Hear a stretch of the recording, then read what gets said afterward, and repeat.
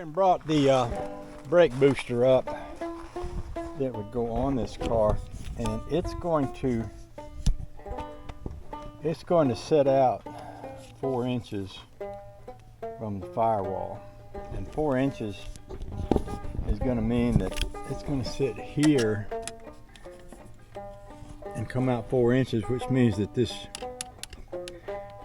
cylinder is going to come out to here, which is going to mean that the body of this cylinder, if you kind of in your mind draw a straight line from here to there, you can see that you can't, because it's going to hit this, which is going to mean that if I put this in here, I'm going to have to relocate my brake pedal over this way. But I also have my steering column there, down in there. So the steering column is here, so the brake would have to come over here. And on top of that, I was talking about doing that power steering electric assist, which would mean that it would need to go here. Now if I put that power steering electric assist in here, even if I make it about as short as I can, it's going to sit right in here. My brake pedal is right here. That's going to become a factor of fitment, which may complicate things quite a bit. Now, what I may also do, or what I may do, this car steers pretty good. It's not a real hard steer like the Studebaker was, and it stops pretty good. It's got a big fat pedal. You get both feet on it, that works pretty good. What I may do instead, leave that alone, enjoy driving the car as it is, and pull the heater core out. The heater core is over there under the dash, and it's leaking. I might pull the heater core out and see what I have to do to fix the heater core.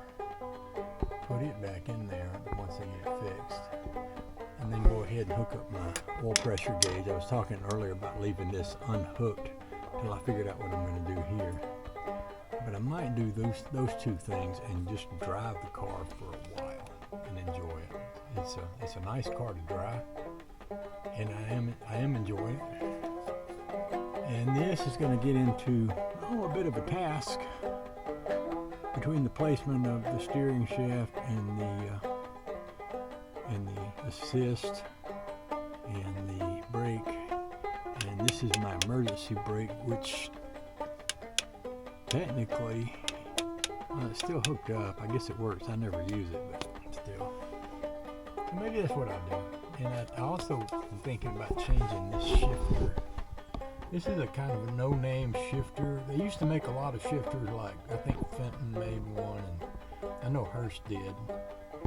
And it's basically a direct to the transmission shifter. It just connects to the levers that are on the side of the transmission, comes up through the floor. Nowadays, there's a company that makes shifters with cables that run down to your transmission, and they mount them in all sorts of ways. I'd kind of like to have a shifter with some gates in it where you couldn't put it in reverse accidentally. Yeah, so we got all that to think about. But maybe in the meantime, I'll just enjoy what I got. Somebody's coming down my road. Oops, the mail lady. We don't get a lot of cars on this road. My camera is also not working. My camera's gotten to where it won't shut off. I have to shut it off with a different button than the button that I'm usually